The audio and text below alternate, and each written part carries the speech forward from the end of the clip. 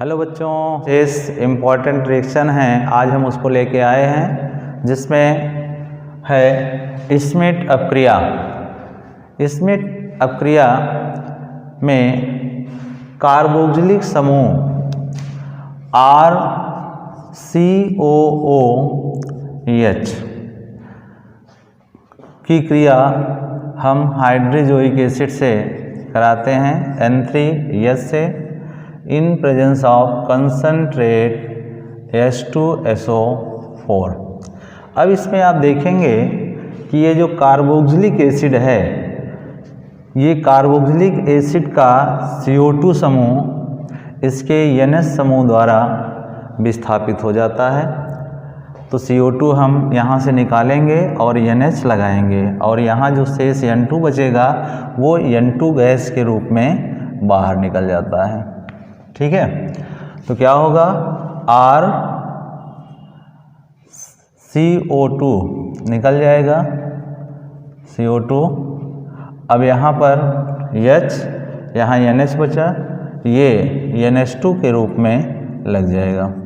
ठीक है, तो यदि आपको कार्बोक्सिलिक समूह को NH2 समूह में कन्वर्ट करना हो तो हम स्मिट रिएक्शन का प्रयोग करते हैं। ठीक है, अब इसी रिएक्शन से आप इसकी परिभाषा दे सकते हैं कि जब किसी कार्बोक्सिलिक एसिड या कार्बोक्सिलिक समूह की क्रिया कंसनट्रेट H2SO4 की उपस्थिति में हाइड्रोजोइक एसिड, इसको कहते हैं हाइड्रोजोइक एसिड से कराते हैं तो इसका कार्बन डाइऑक्साइड समूह या कार्बोक्सिलिक समूह NH2 समूह में कन्वर्ट हो जाता है। इस अपक्रिया को हम स्मिट अपक्रिया कहते हैं। ठीक है, अब इसी में आप एक दूसरा रिएक्शन देख सकते हैं। एग्जाम्पल के तौर पर R के स्थान पर आप कोई एल्किल ग्रुप या फेनिल ग्रुप ले सकते हैं, जैसे CH3COOH। ये है एस्टिक एसिड। एस्टिक एसिड की क्रिया जब हम हाइड्रोजोइक एसिड से सांद्र H2SO4 की उपस्थिति में कराते हैं तो क्या होगा, इसका कार्बोक्सिलिक समूह NH2 समूह में कन्वर्ट हो जाता है तो बनेगा CH3NH2। ठीक, और यहाँ से CO2 गैस बाहर निकल जाएगी प्लस N2 गैस। आप एग्जाम्पल में देखेंगे एस्टिक एसिड की क्रिया जब हम कंसनट्रेट H2SO4 की उपस्थिति में हाइड्रोजोइक एसिड से कराते हैं तो कार्बोक्सिलिक समूह NH2 समूह में कन्वर्ट हो जाता है तथा कार्बन डाइऑक्साइड गैस और N2 गैस प्राप्त होती है। ठीक है, तो अगर कभी भी कार्बोक्सिलिक समूह को NH2 में कन्वर्ट करना हो तो हम स्मिट अपक्रिया का प्रयोग करते हैं। ठीक है, अब एक दूसरा एग्जाम्पल हम लेते हैं बेंजोइक एसिड। ये बेंजोइक एसिड है COOH। अब इसकी क्रिया हम N3H से कराते हैं प्रेजेंस ऑफ कंसनट्रेट H2SO4। ये कार्बोक्सिलिक समूह के स्थान पर क्या हो जाएगा, NH2 समूह। बहुत अच्छे, तो ये आप बनाएंगे, यहाँ कोई परिवर्तन नहीं होगा, जहाँ कार्बोक्सिलिक समूह था वहाँ NH2 समूह लग जाएगा। इस प्रकार से बनता है कार्बोक्सिलिक एसिड से बेंजोइक एसिड से एनिलीन। ठीक है, और क्या बनेगा, कार्बोक्सिलिक समूह अब घटित होकर CO2 गैस देता है और N2 गैस होती है। इस प्रकार बेंजोइक एसिड का एनिलीन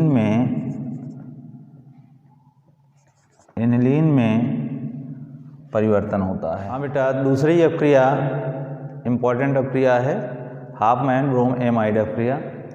हाफमैन ब्रोमएमाइड अपक्रिया, इस अपक्रिया में हम एमाइड ग्रुप को NH2 में कन्वर्ट करते हैं। एमाइड ग्रुप को NH2 में कन्वर्ट करते हैं इन प्रेजेंस ऑफ Br2+KOH। ठीक है, तो एमाइड अपक्रिया की एमाइड की क्रिया ब्रोमीन और कास्टिक पोटास से जब कराते हैं तो हमें एमीन प्राप्त होता है। ये कार्बन मोनोऑक्साइड यहाँ से विलुप्त हो जाएगा और बनता है RNH2। ठीक है, तो अगर आपको एमाइड समूह को एमीन में कन्वर्ट करना हो तो हम हाफमैन ब्रोमेमाइड अपक्रिया कराते हैं। इसमें ब्रोमीन और कास्टिक पोटास के साथ एमाइड को गर्म करते हैं।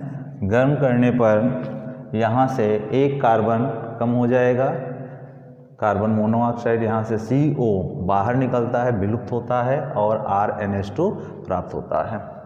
अब इस अपक्रिया में आप देखेंगे कि RCONH2, ठीक है, Br2 प्लस KOH से क्रिया करता है।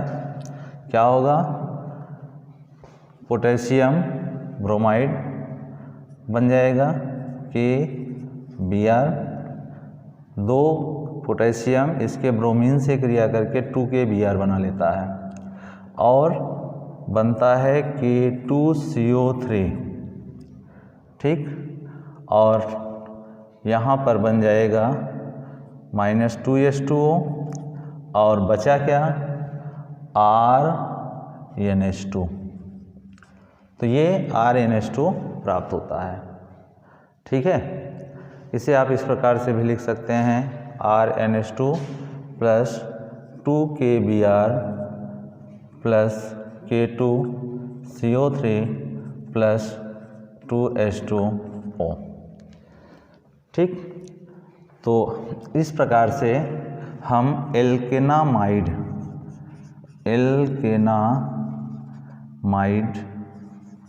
से प्राप्त करते हैं एल्किल एमीन। इसमें आप देखेंगे एल्किल एमीन जो प्राप्त होता है उसमें जनक से एक कार्बन कम हो जाता है। तो इस प्रकार से आप देखेंगे हमें प्राप्त होता है एमीन।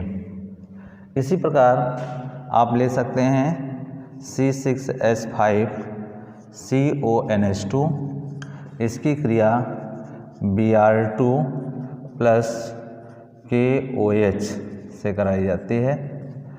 क्या होगा? ये यहाँ से निकल जाएगा, बनेगा क्या?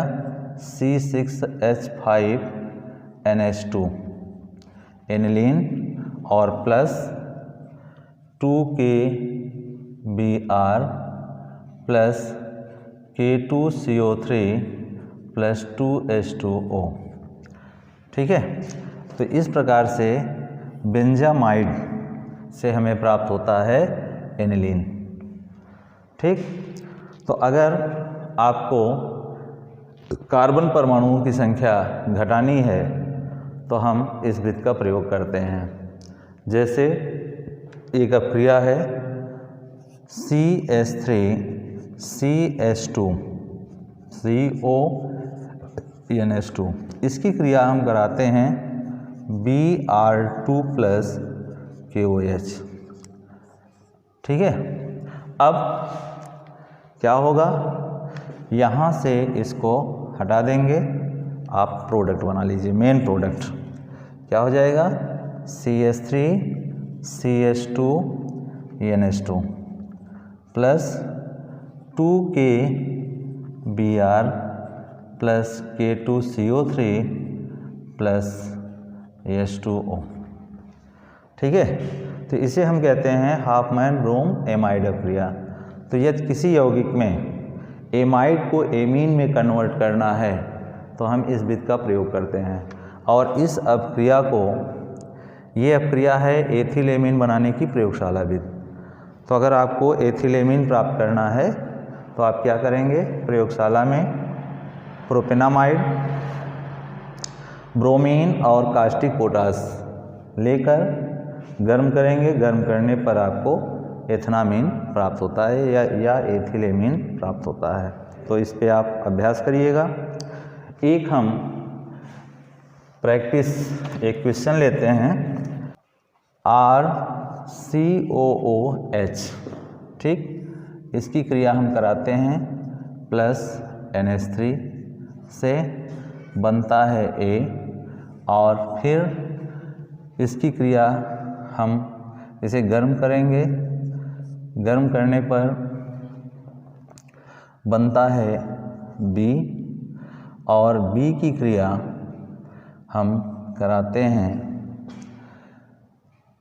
Br2 और KOH से, तो बनता है C, ठीक। अब इसमें हमें बताना है ABC क्या है। तो ABC क्या है, इसके लिए आप देखेंगे जब अमोनिया की क्रिया कार्बोक्सिलिक एसिड से होती है तो ये देता है अमोनियम कार्बोक्सिलेट RCOONH4, ठीक। यहाँ अमोनिया क्षारीय और ये अम्ल है, ये मिलके अमोनियम कार्बोक्सिलिक साल्ट देता है, कार्बोक्सिलेट साल्ट देता है। अब इसको गर्म करते हैं, गर्म करने पर क्या होता है, यहाँ से H2 और एक ऑक्सीजन H2O के रूप में बाहर निकल जाता है और बनेगा क्या, RCONH2, ठीक। ये आपका प्राप्त हुआ एल्केनामाइड। अब एल्केनामाइड की क्रिया होती है कास्टिक पोटाश की उपस्थिति में ब्रोमीन से, ठीक है। कास्टिक पोटाश की उपस्थिति में ब्रोमीन की क्रिया जब एमाइड से होती है, अब आप समझ गए होंगे कौन सी अक्रिया होगी, हाफमैन ब्रोम एमाइड अक्रिया। इसमें ये CO विलुप्त होगा और RNH2 प्राप्त होता है। बेटा अगली अक्रिया हम लेते हैं इटार्ड्स रिएक्शन, इटार्ड अक्रिया। इटार्ड अक्रिया में आप देखेंगे कि हम टॉल्यूइन की क्रिया जब कार्बन डाइसल्फाइड की उपस्थिति में क्रोमिल क्लोराइड से कराते हैं, क्रोमिल CrO2 Cl2 से कार्बन डाइसल्फाइड की उपस्थिति में कराते हैं, तो एक योगात्मक उत्पाद बनता है जो अम्लीय जल अपघटन के फलस्वरूप देता है बेंजल्डिहाइड CHO। अब इसमें आप देखेंगे इटार्ड अक्रिया में देखेंगे अगर आपको टॉल्यूइन से बेंजल्डिहाइड बनाना है तो हम इस अक्रिया का प्रयोग करते हैं। क्रोमिल क्लोराइड कार्बन डाइसल्फाइड तथा के साथ क्रिया करके एक योगात्मक उत्पाद देता है जो जल अपघटित होकर उसे बेंजल्डिहाइड में परिवर्तित कर देता है, अर्थात यहाँ टॉल्यूइन का आंशिक ऑक्सीकरण होता है। तो CH3 कन्वर्ट इन CHO, ठीक है। तो CH3 जो है ये एल्डिहाइड में कन्वर्ट हो जाता है, ठीक है। तो बेटा इटार्ड अक्रिया में आप देखेंगे इसे आप इसी अक्रिया से परिभाषित कर सकते हैं कि कार्बन डाइसल्फाइड की उपस्थिति में क्रोमिल क्लोराइड द्वारा टॉल्यूइन का बेंजल्डिहाइड में आंशिक ऑक्सीकरण कराना ही इटार्ड अक्रिया कहलाता है। क्वेश्चन है, हाँ बेटा, तो प्रैक्टिस के लिए हम एक क्वेश्चन लेते हैं। क्वेश्चन में दिया है ABCDE की पहचान करनी है। तो आप अक्रिया देखेंगे, ये बेंजीन लिया गया है। बेंजीन किसी हैलोजन वाहक की उपस्थिति में या फिर Cl3 की उपस्थिति में क्लोरीन से क्रिया करता है, ठीक है। तो यहाँ पर इलेक्ट्रोफिलिक सब्स्टिट्यूशन रिएक्शन होगा। यहाँ ये Cl+ और Cl- में टूट जाएगा। Cl+ बेंजीन रिंग पर अटैक करता है और इसके हाइड्रोजन को विस्थापित कर देता है और विस्थापित करके बनाता है क्लोरोबेंजीन। तो आपका A हो जाएगा क्लोरोबेंजीन और H निकलेगा जो Cl से क्रिया करके HCl बना लेता है, ठीक है। अब ये बना आपका क्लोरोबेंजीन। अब क्लोरोबेंजीन की क्रिया कराई जाती है ईथर की उपस्थिति में मेथिल क्लोराइड और सोडियम धातु से। तो अब आपको अक्रिया याद आ गई होगी, ये अक्रिया आप पढ़ चुके हैं। हाँ, तो यहाँ बेटा देखोगे आप कि ये फेनिल क्लोराइड है या इसे क्लोरोबेंजीन कह सकते हैं, ये मेथिल क्लोराइड तथा सोडियम धात ईथर की उपस्थिति में क्रिया करता है। ठीक है, अब आपको याद आ गया होगा कौन सी अपक्रिया है, फर्स्ट पार्ट में आप पढ़ चुके हैं। इस अपक्रिया को कहते हैं वुड्स फिटिंग अपक्रिया। ठीक है, सोडियम धात से क्रिया होती है, एक फेनिल क्लोराइड है और एक एल्किल क्लोराइड है, तो इस अपक्रिया को हम वुड्स फिटिंग अपक्रिया कहते हैं कि इसका जो Cl है वो Na से क्रिया कर लेगा, बनाएगा 2NaCl।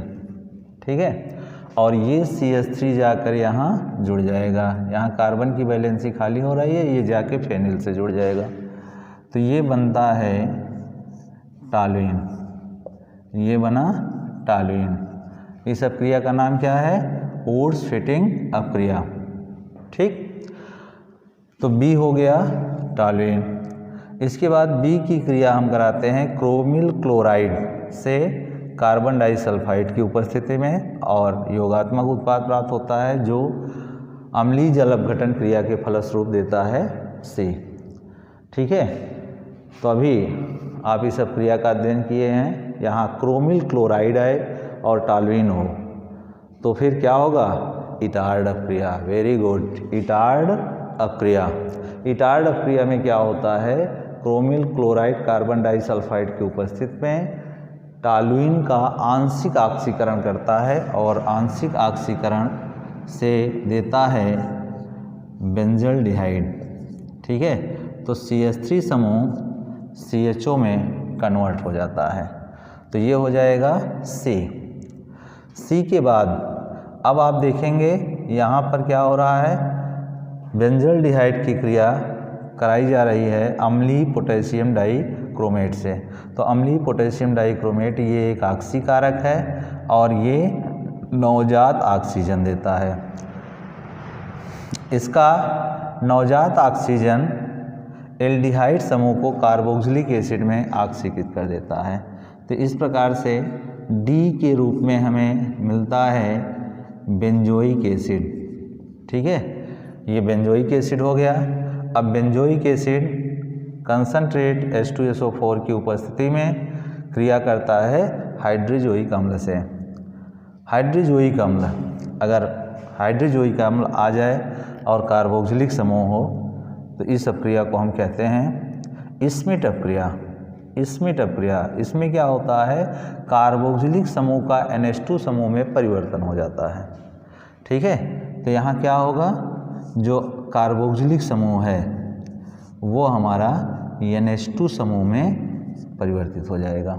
ठीक, और बनता है N2 gas plus CO2 gas. ठीक है, तो ये हमारा ABCD है। ए हो जाएगा क्लोरोबेंजीन,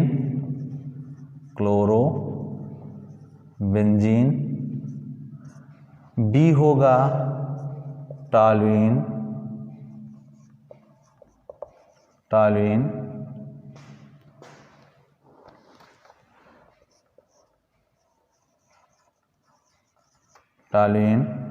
C होगा बेंजल्डिहाइड,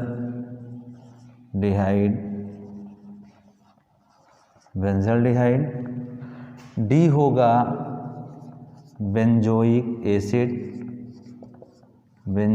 एसिड और E होगा एनिलीन।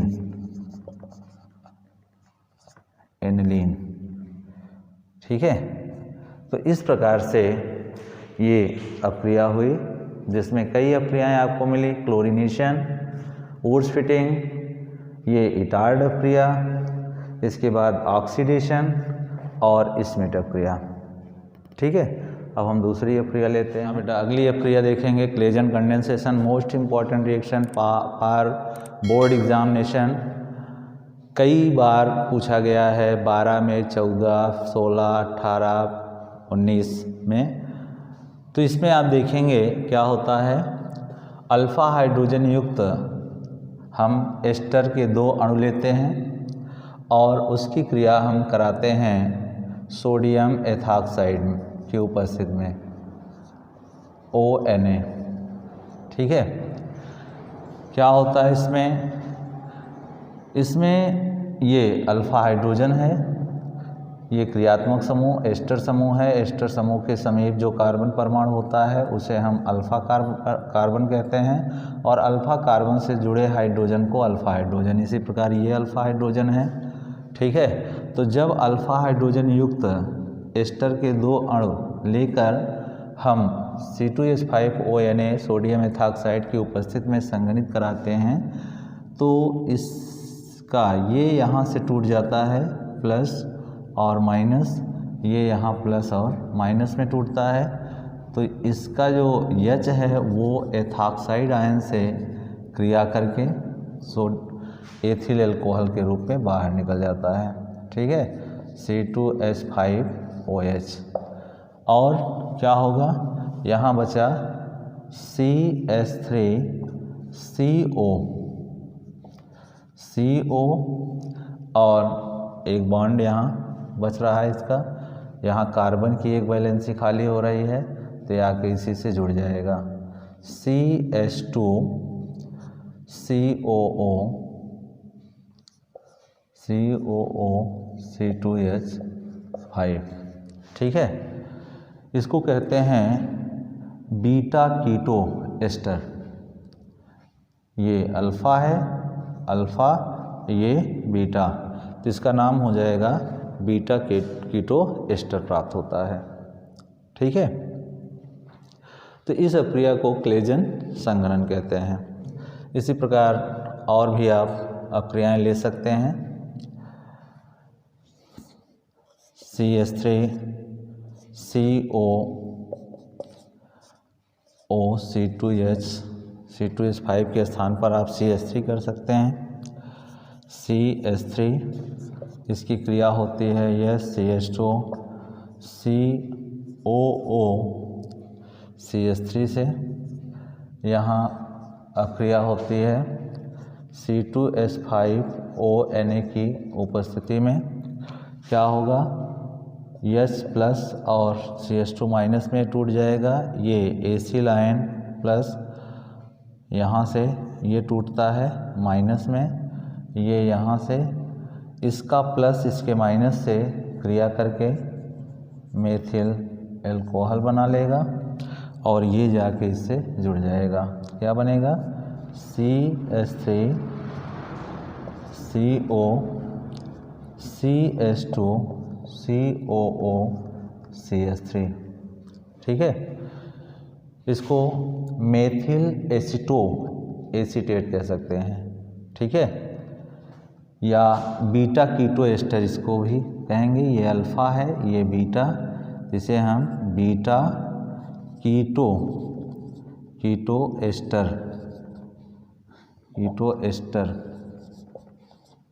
एस्टर हमें प्राप्त होता है। और बीटा कीटो एस्टर इसका नाम हो जाएगा, ये मेथिल है, ये एसीटो और ये एसीटेट, इसका नाम होगा मेथिल एसीटेट।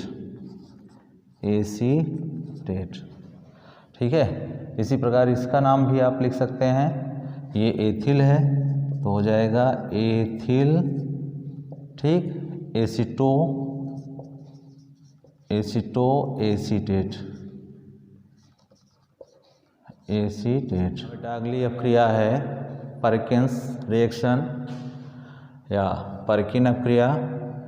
इस अक्रिया को आप देखेंगे, इसमें एरोमेटिक एल्डिहाइड जैसे बेंजिल्डिहाइड लेते हैं। इसकी क्रिया हम किसी अल्फा हाइड्रोजन युक्त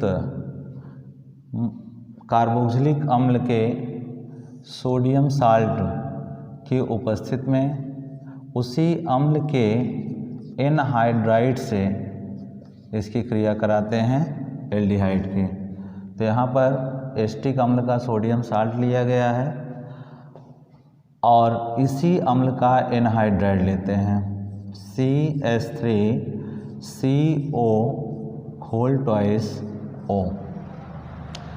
बेटा परकिंस रिएक्शन में आप देखेंगे बहुत ही इम्पॉर्टेंट रिएक्शन है, ये भी 4 साल बोर्ड एग्ज़ाम में पूछा गया है। तो यहाँ हम बेंजल्डिहाइड लेते हैं और अल्फा हाइड्रोजन युक्त मोनोकार्बोक्सिलिक अम्ल का सोडियम साल्ट की उपस्थिति में उसी अम्ल के एनहाइड्राइड की क्रिया जब हम बेंजल्डिहाइड से कराते हैं तो हमको अल्फा बीटा अनसैचुरेटेड मोनोकार्बोक्सिलिक अम्ल प्राप्त होता है। क्या प्राप्त होगा? C6H5 CH double bond CH और COOEH और प्लस प्राप्त होता है CH3 COOEH। तो इसको हम कहते हैं अल्फा बीटा अनसैचुरेटेड मोनोकार्बोक्सिलिक अम्ल प्राप्त होता है। इस अम्ल को सिनेमिक एसिड भी कहते हैं, सिनेमिक एसिड। ठीक है,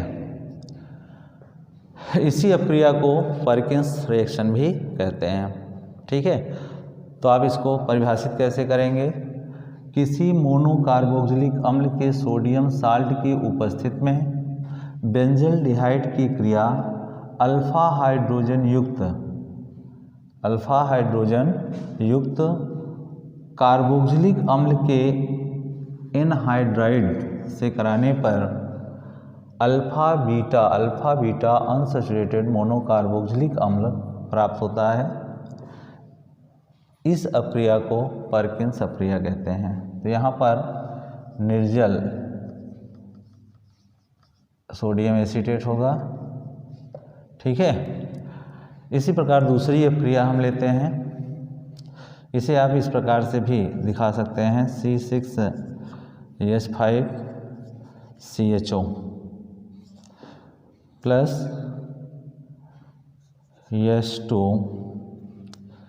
CH3 COOCOCH3। ये एस्टिक अम्ल का एनहाइड्राइड है और इसी एस्टिक अम्ल के सोडियम साल्ट, निर्जल सोडियम एसीटेट की उपस्थिति में ये क्रिया होती है। ठीक है, यहाँ से ये जुड़ जाएगा, यहाँ से इस प्रकार से आप इसको समझ सकते हैं, ये H और H2O है। ठीक, तो यहाँ से H2O के रूप में ये बाहर निकलेगा और ये H2O जाकर इसको तोड़ देगा। ठीक है, ये यहाँ से टूट जाएगा, OH इधर लग जाएगा और H इधर। तो इस प्रकार से यहाँ बन जाएगा C6H5 CH double bond CH COOEH और प्लस CH3 COOEH। ठीक है, तो ये बना cinnamic acid alpha beta unsaturated monocarboxylic acid. इसी अपक्रिया को हम परकिंस अपक्रिया कहते हैं। ठीक है, तो इसे आप इस प्रकार से भी समझ सकते हैं कि इस यहाँ से H2 इसके ऑक्सीजन से क्रिया करके H2O के रूप में बाहर निकलता है और यही H2O इसे तोड़ देता है। ठीक है, यहाँ से इसको तोड़ देंगे, प्लस और माइनस में OH प्लस इधर लग जाएगा, H प्लस इधर लग जाएगा, तो ये बनेगा अल्फा बीटा अनसैचुरेटेड और ये एस्टिक एसिड। ठीक, तो ये परकिंस रिएक्शन है। ओके, इसके बाद हाँ, ये अपक्रिया उच्च ताप पर होती है, 453 केल्विन ताप पर। ठीक है, 453 केल्विन ताप पर ये अपक्रिया कराई जाती है, या उच्च ताप पर आप लिख सकते हैं। तो परिभाषा क्या हो जाएगी?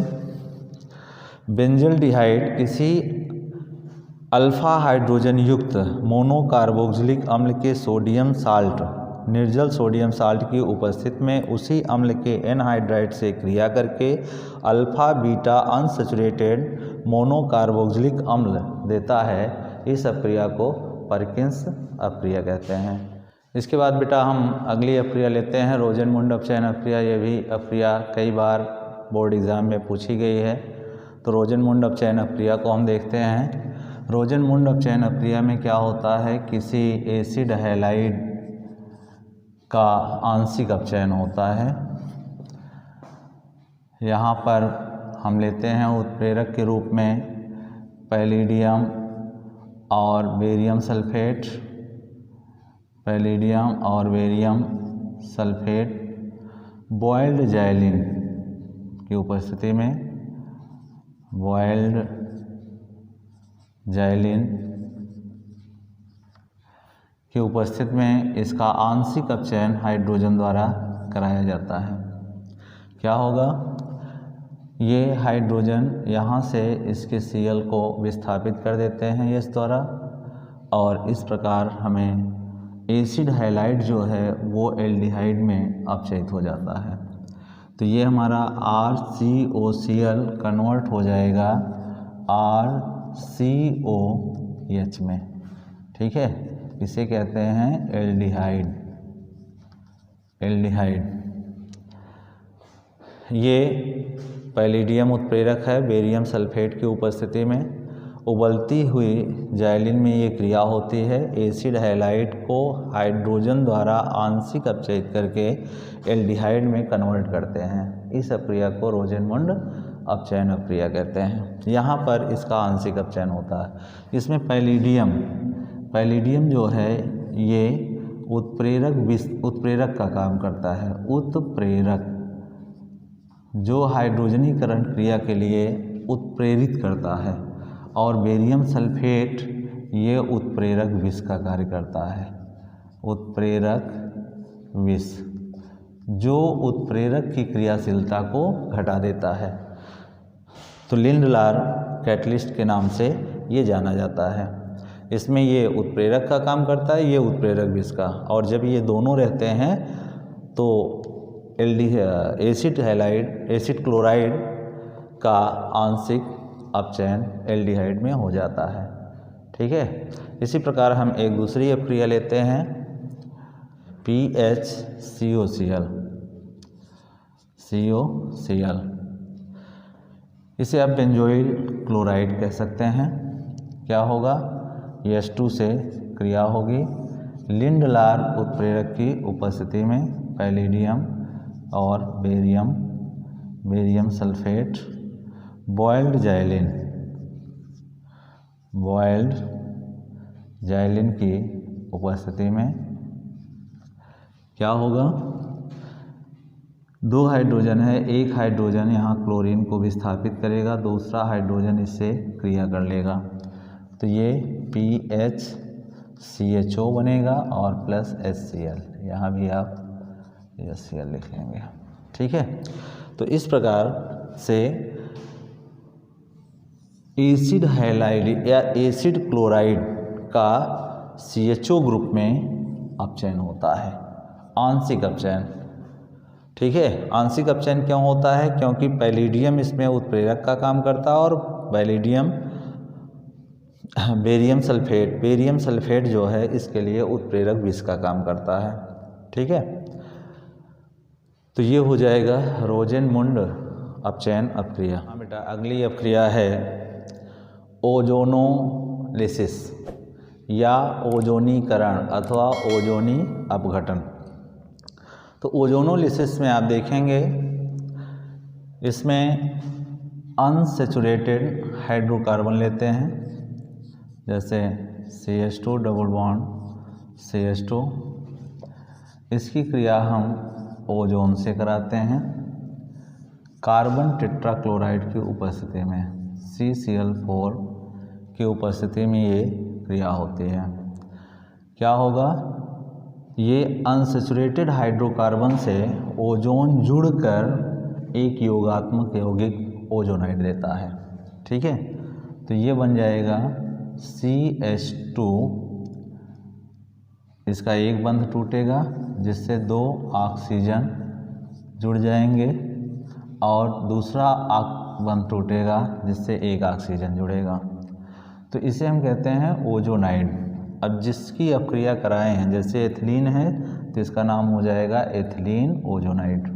ठीक है, अब एथिलीन ओजोनाइड का हम क्या करते हैं, जिंक की उपस्थिति में जल अपघटन कराते हैं, H2। क्या होगा, ये यहाँ से अपघटित हो जाता है। ठीक है, यहाँ से ये टूट जाएगा, इसका ऑक्सीजन जाएगा और इससे क्रिया करके बना लेता है ZnOH खोल ट्वाइस। ठीक है, अब क्या होगा, ये एक अणु बन गया और एक अणु ये क्या होगा, इसको हम लिख सकते हैं HCHO, तो 2 मॉलिक्यूल HCHO बनता है। ठीक है, तो इसमें क्या हुआ, कोई अनसैचुरेटेड हाइड्रोकार्बन आप ले सकते हैं, एल्कीन या एल्काइन। ठीक है, एल्कीन की क्रिया जब आप ओजोन से कराएंगे तो कार्बन टेट्राक्लोराइड की उपस्थिति में ओजोन यहाँ इसके डबल बॉन्ड से जुड़ जाएगा, अनसैचुरेटेड है, इसका एक बंध टूटेगा जिससे 2 ऑक्सीजन जुड़ जाएंगे और दूसरा बंध टूटेगा तो उससे 1 ऑक्सीजन जुड़ जाता है। इस प्रकार ये संरचना बनती है, इसको ओजोनाइड कहते हैं। ठीक है, तो इसका नाम हो जाएगा एथिलीन ओजोनाइड। ठीक, अब एथिलीन ओजोनाइड का हम जल अपघटन कराते हैं तो ये टूट जाता है। क्या होगा, यहाँ पर आप कह सकते हैं कि इसका अपचयन हो रहा है जिंक और H2O की उपस्थिति में। ठीक है, जिंक और H2O की उपस्थिति में इसका से ऑक्सीजन निकल जाएगा और ये टूटकर 2 अणुओं में विभक्त हो जाएगा। ठीक है, तो ये टूटकर अपघटित होकर 2 अणु देता है, इसलिए इससे हम ओजोनी अपघटन भी कहते हैं। ठीक है, एक हम एल्काइन का भी ले लेते हैं, जैसे RC ट्रिपल बॉन्ड CH ये है, इसकी क्रिया हम ओजोन से कराते हैं कार्बन टेट्रा क्लोराइड की उपस्थिति में। क्या होगा, अगर ट्रिपल बॉन्ड है तो एक बंध टूटेगा, इससे 2 ऑक्सीजन और एक बंध से अगला ऑक्सीजन जुड़ जाएगा, ये होगा RC, एक बंध टूटा जिससे 2 ऑक्सीजन जुड़े CH और एक बंध टूटा जिससे एक बंध इसके साथ लगा रहेगा। ठीक है, तो ये संरचना बनती है। आगे फिर इसकी क्रिया हम करा देंगे Zn और H2O से। ठीक है, फिर ये यहाँ से टूट जाता है, ये बंध यहाँ टूट जाएगा, ये यहाँ पर कार्बन की वैलेंसी खाली होती है, डबल बॉन्ड, यहाँ डबल बॉन्ड लग जाएगा तो बनता है RC double bond O single bond CHO। ठीक है, तो ये बन जाएगा। इस प्रकार से आप देखेंगे इस अपक्रिया की सहायता से आप एल्डिहाइड प्राप्त कर सकते हैं। कीटोन तथा एल्डिहाइड दोनों, अगर ट्रिपल बॉन्ड है तो एक ही अणु प्राप्त होगा। ठीक है, इसी में अगर हम एल्काइन ना लेकर डबल बॉन्ड ले लें, जैसे RCH डबल बॉन्ड CH2, क्या होगा, ओजोन से क्रिया होगी CCl4 की उपस्थिति में, ये बनेगा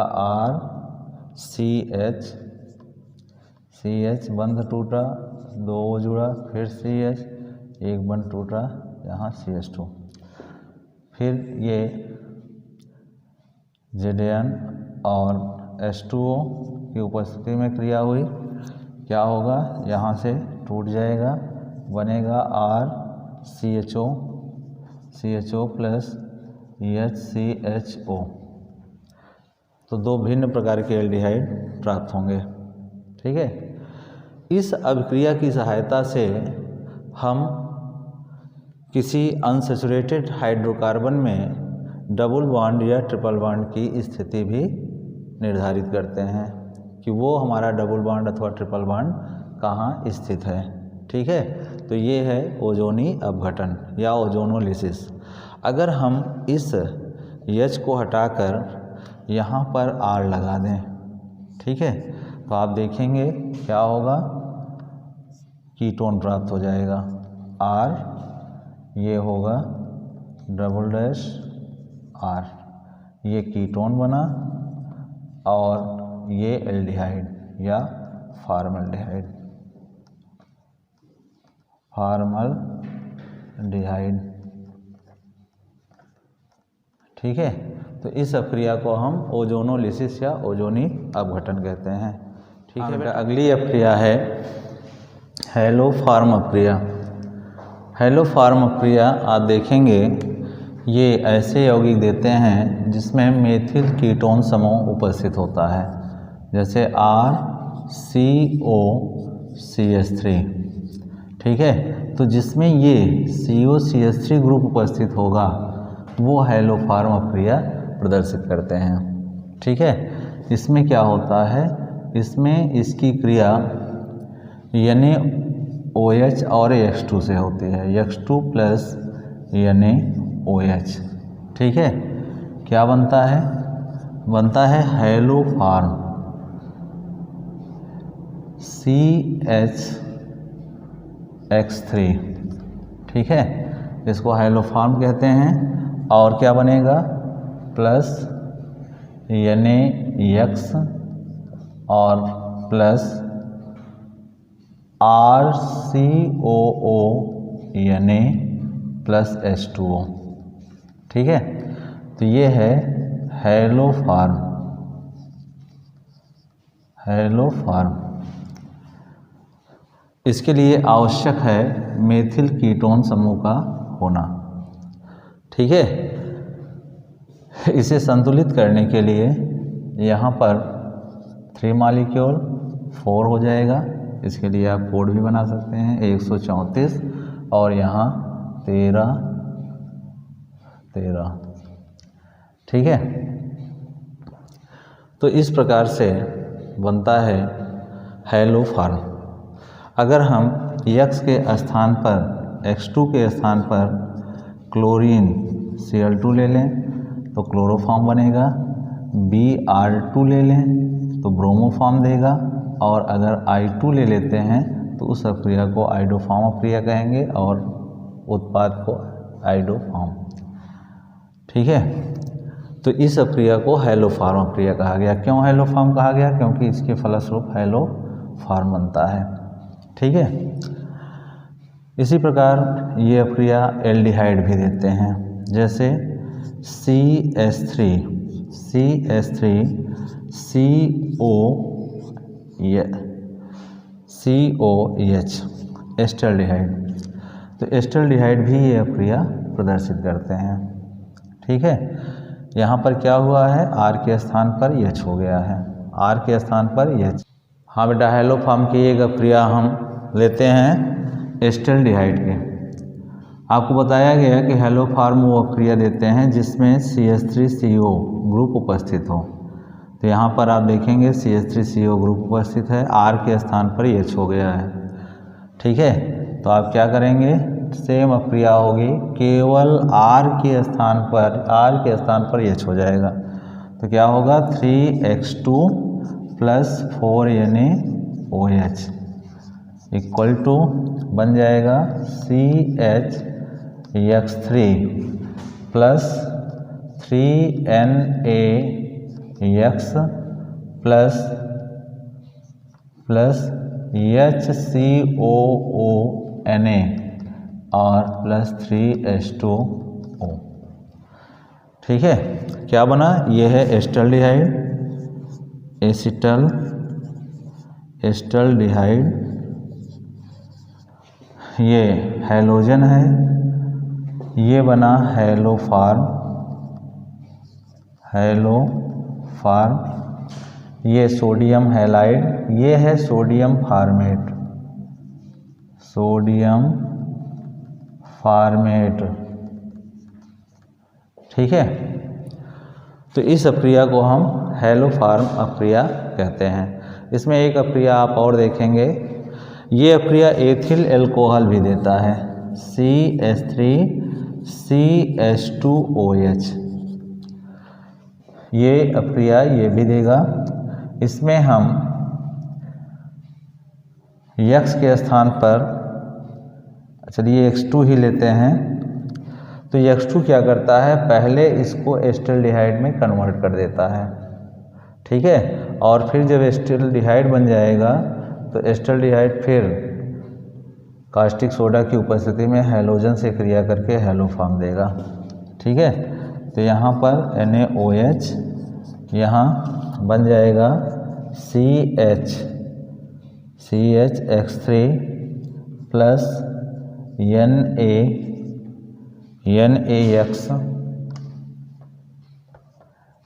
NaX प्लस और क्या बनेगा HCOONA और प्लस H2O, ठीक है। अगर आप एल्डिहाइड या कीटोन लेते हैं तो इसका कोड आप बना सकते हैं 134-13-13, और यदि एथिल एल्कोहल आप लेते हैं तो इसका कोड आप बना सकते हैं, क्या बनेगा 146 और ये होगा 15-15, ठीक है। तो ये अप्रिया हैलोफॉर्म अप्रिया है। हाँ बच्चों, अगली अप्रिया है हुंसडीकर अप्रिया। ये भी बोर्ड एग्ज़ाम में 2014-2016 में पूछी गई है। तो हुंसडीकर अप्रिया में आप देखेंगे हम लेते हैं RCOOAG, ठीक है, किसी वसी अम्ल का सिल्वर साल्ट, और इसकी क्रिया हम कराते हैं ब्रोमीन से in presence of carbon tetra chloride की उपस्थिति में गर्म करने पर अप्रिया होते हैं, ठीक है। क्या होगा, ये ब्रोमीन टूटकर एक ब्रोमीन सिल्वर से क्रिया करके बना लेता है AgBr, ठीक है, AgBr का अवक्षेप देता है, और ये कार्बन डाइऑक्साइड अपघटित होकर बाहर निकल जाएगी CO2 गैस के रूप में, और प्लस यहाँ बचा R और यहाँ एक Br, तो ये बना लेता है RBr, ठीक है। अगर आपको कार्बोक्सिलिक अम्ल या सिल्वर साल्ट को एल्किल ब्रोमाइड में परिवर्तित करना हो तो हम हुंसडीकर अप्रिया कराते हैं। इस अप्रिया को आप बोरोडीन हुंसडीकर अप्रिया भी कहते हैं, क्योंकि यहाँ ब्रोमीन क्रिया में भाग लेती है। अब इसी प्रकार एक अप्रिया हम और लेते हैं सिल्वर एसीटेट। सिल्वर एसीटेट की क्रिया ब्रोमीन से कराते हैं कार्बन टेट्रा क्लोराइड की उपस्थिति में। क्या होगा, सिल्वर ब्रोमीन से क्रिया करके AgBr बना लेता है, तो AgBr का हल्का पीला अवक्षेप प्राप्त होगा, प्लस ACO2 जो है CO2 गैस के रूप में निकल जाएगा, CO2 गैस, और बचेगा क्या यहाँ CH3 और यहाँ एक ब्रोमीन, तो ये बना लेता है CH3Br मेथिल ब्रोमाइड, ठीक है। इसे कहते हैं silver acetate, silver acetate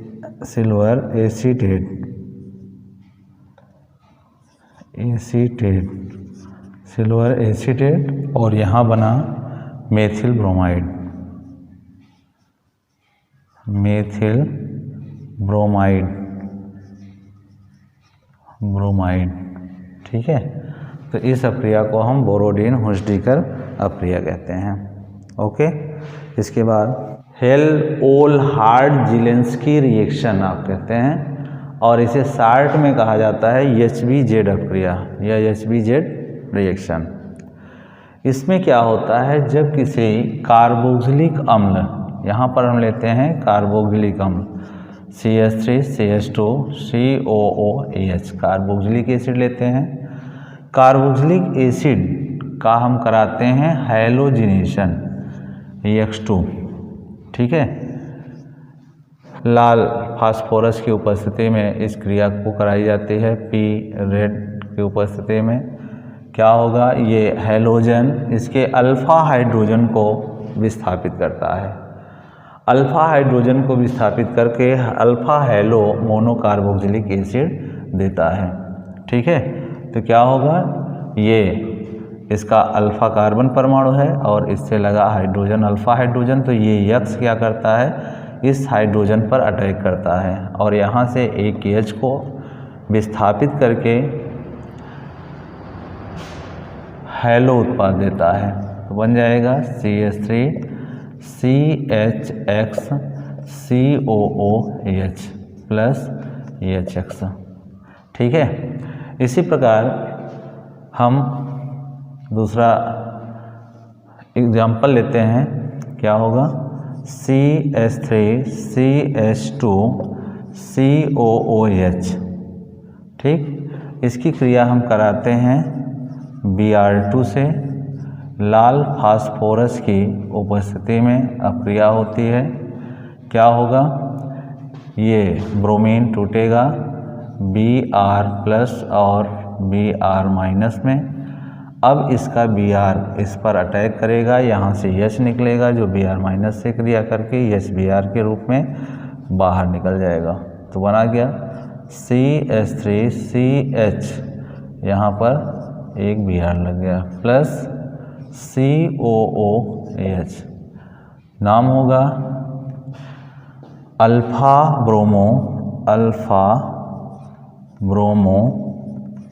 bromo propanoic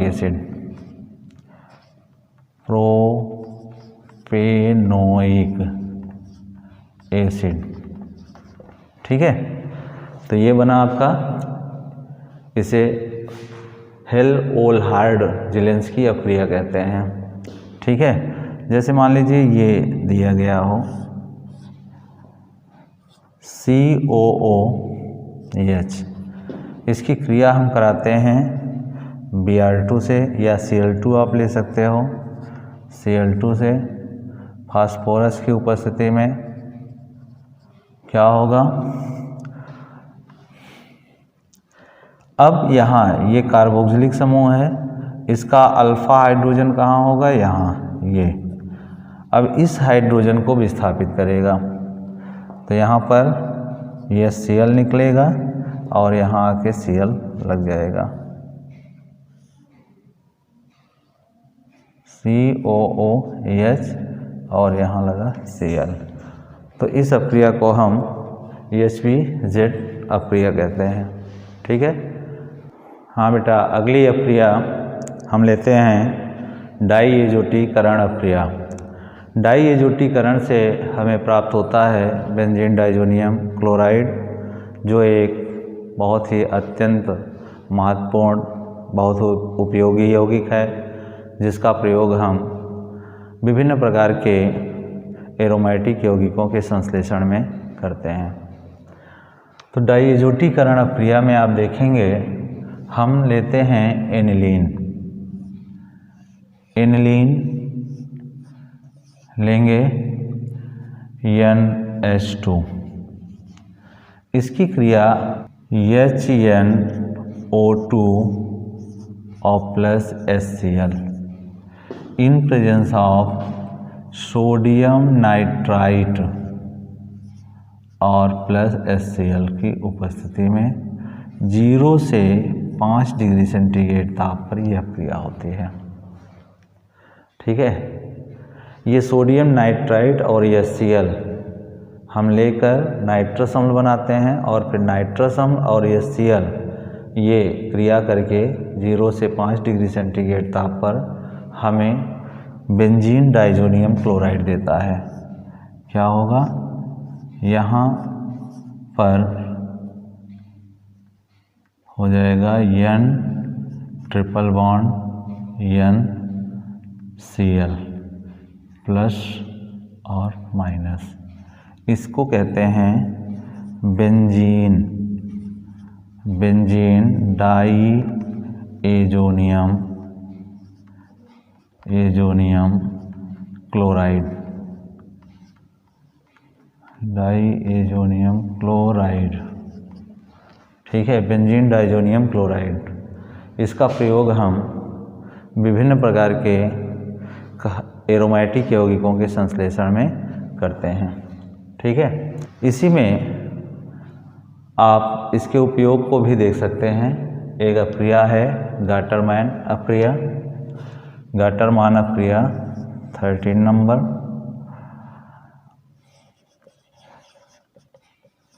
Gattermann reaction, Gattermann reaction में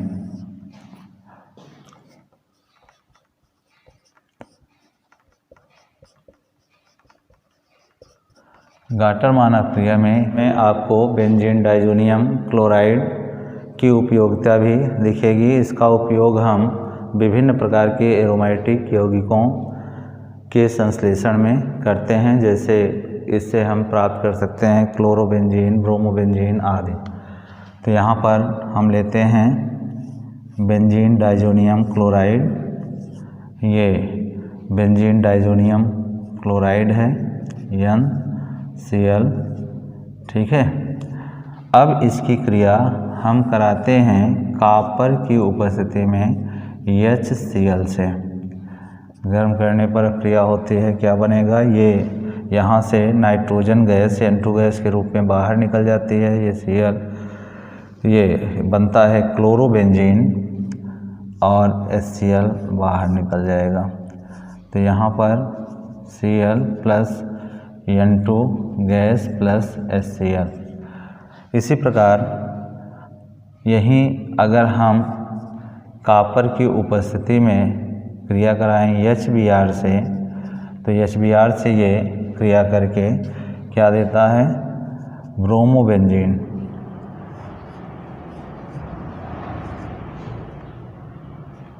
ये ब्रोमोबेंजीन दिया प्लस N2 गैस मुक्त होती है और बनता है HCl। ठीक है, तो इस अक्रिया को हम गाटरमान रिएक्शन भी कहते हैं। इसी प्रकार सैंडमायर अक्रिया का भी प्रयोग करके हम बेंजीन डाइजोनियम क्लोराइड से क्लोरोबेंजीन, ब्रोमोबेंजीन, बेंजीन साइनाइड आदि प्राप्त करते हैं। ठीक है, जो आप फर्स्ट पार्ट में पढ़ चुके हैं। बेटा अगली अक्रिया है विलियमसन संश्लेषण अक्रिया। विलियमसन संश्लेषण अक्रिया है ईथर संश्लेषण की अक्रिया। इस अक्रिया में आप देखेंगे हम लेते हैं एल्किल हैलाइड RX लेते हैं और इसकी क्रिया हम कराते हैं RONA से, RONA से कराते हैं। गर्म करने पर ये अक्रिया होती है। ठीक है, गर्म करने पर अक्रिया होगी, क्या होता है, ये टूट जाता है यहाँ से माइनस और प्लस में। ठीक है, इसका ये यहाँ प्लस यहाँ माइनस, ये अटैक करता है जहाँ प्लस आवेश होता है, तो ये यहाँ अटैक करेगा R प्लस पर और ये यहाँ से टूटकर अलग हो जाएगा। क्या बनेगा, ROR प्लस NaX से क्रिया कर लेगा, NaX बनाता है। ये है ईथर। ठीक है, तो किसी एल्किल हैलाइड से ईथर बनाने के लिए हम विलियमसन संश्लेषण अक्रिया का प्रयोग करते हैं। जैसे हम लेते हैं C2H5X के स्थान पर I प्लस इसकी क्रिया करा देते हैं NaOC2H5 से। ठीक है, गर्म करने पर अक्रिया होती है, क्या होगा, ये यहाँ से टूट जाएगा प्लस माइनस, ये प्लस माइनस में टूटेगा, इसका माइनस इसके प्लस से क्रिया कर लेता है। तो यहाँ एक वैलेंसी खाली हुई, ये एथिल जाके एथॉक्साइड से जुड़ जाएगा, बनता है C2H5O C2H5, ठीक है, प्लस NaI। तो इस प्रकार एल्किल आयोडाइड या एल्किल हैलाइड की क्रिया जब हम किसी सोडियम एल्कोक्साइड से कराते हैं तो गर्म करने पर ईथर प्राप्त होता है। जैसे एथिल आयोडाइड सोडियम एथॉक्साइड के साथ गर्म करने पर डाई एथिल ईथर देता है, ठीक है। तो इस अप्रक्रिया को हम विलियमसन संश्लेषण अप्रक्रिया कहते हैं। ये ईथर बनाने की विधि है। अगर आपको ईथर का संश्लेषण करना है तो किसी एल्किल हैलाइड को लीजिए और उसकी क्रिया किसी सोडियम एल्कोक्साइड से करा दीजिए। कराने पर आप सम्मित ईथर और असम्मित ईथर अगर आपको बनाना है तो ये आप RX ले लीजिए, इसकी क्रिया आप NaOR डैश से करा दीजिए, ठीक है। तो एल्किल हैलाइड सोडियम एल्कोक्साइड के साथ एल्किल हैलाइड और सोडियम एल्कोक्साइड को जब हम गर्म करते हैं तो ये प्लस माइनस में टूट जाएगा, इसका ये प्लस माइनस से क्रिया कर लेगा, ठीक है, और बनाएगा क्या, NaX के रूप में बाहर निकल जाएगा, NaX, और यहाँ बनेगा ROR डैश, ठीक है। ये असम्मित ईथर है। ओके, तो ये कुछ इम्पोर्टेंट कार्बनिक अप्रक्रियाएँ थी बेटा जो आपको बताई गई। इसे आप ध्यान से इसका अध्ययन करिए और अपनी एक्सरसाइज में दिए गए अप्रक्रियाओं से प्रैक्टिस कीजिए। अगर आपको कहीं कोई समस्या आती है, कोई प्रॉब्लम्स आती है तो आप कमेंट बॉक्स में लिखें, उसका समाधान किया जाएगा। और बेटा टाइम आपके पास बहुत कम है, बोर्ड एग्ज़ाम इसे मार्च लास्ट वीक होना है, तो आप तैयारी में लग जाइए, अनसॉल्व ले लीजिए। और किताब में प्रश्नावली दी गई है, उसमें कई अप्रक्रियाएँ दी गई होंगी जिसमें ABCD की पहचान करनी होगी। तो ABCD की पहचान आप इन्हीं अप्रक्रियाओं के द्वारा कर सकते हैं, ठीक है बेटा। धन्यवाद।